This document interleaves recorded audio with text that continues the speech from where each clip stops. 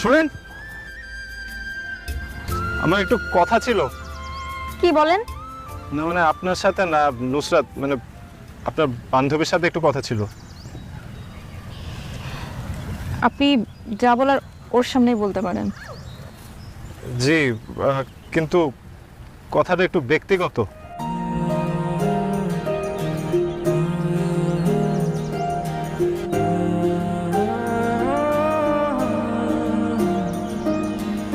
জি, ওই মানে ওই ওই ওই আপনাদের ডিশের লাইনটা ঠিক আছে? আমি গত সপ্তাহে চেক করে দিয়ে আসছিলাম।